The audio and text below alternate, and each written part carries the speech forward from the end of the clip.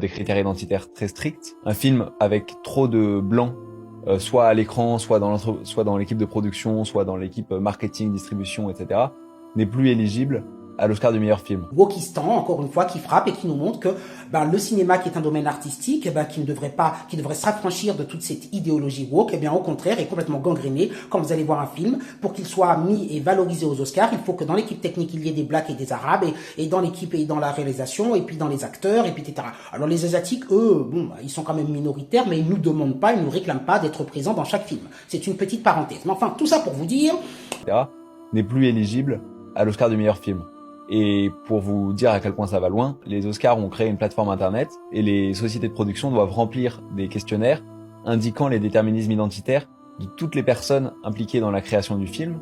Et en fonction de ça, la cérémonie des Oscars évalue les résultats et décide si un film est ou non éligible. Que malheureusement, le wokisme, c'est une sorte d'hydre à 1000 têtes, et que je vous ai dit, vous coupez une tête par là, vous en avez une autre. C'est un truc infernal, ça infiltre partout, les gens ne voient pas, ils vont au film, ils regardent le cinéma, ils comprennent pas ce qui se passe. Bon bref, dans les publicités, partout. Je vous l'ai expliqué, c'est horrible. Donc voilà, la réalité, c'est que moi, je vais vous montrer une image. Ce sont les U16, c'est-à-dire l'équipe de France de football de moins de 16 ans.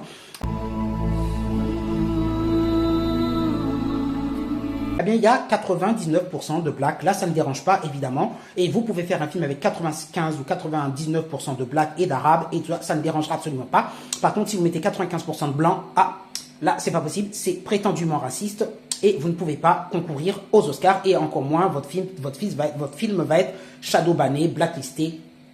Voilà la réalité. Donc aujourd'hui, postez vos commentaires. Mais moi, quand je vois le U16 et quand je vois déjà l'équipe de France de football et quand je vois tout ça, je me dis, voilà.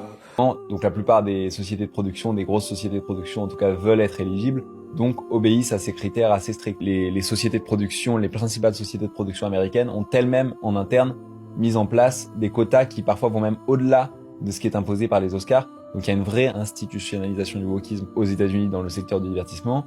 95% de blacks, et encore vous avez Mbappé qui demande, qui dit que allez voter contre le RN parce que sinon vous êtes des racistes. Hein.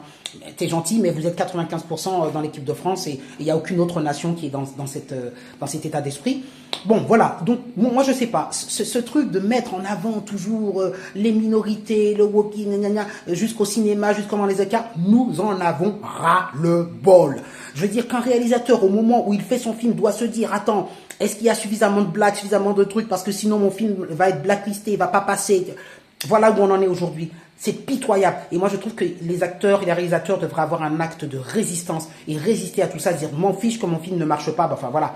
C'est avant tout l'économie. On est dans un système d'économie. Et voilà, les gens cèdent, évidemment. Postez vos commentaires.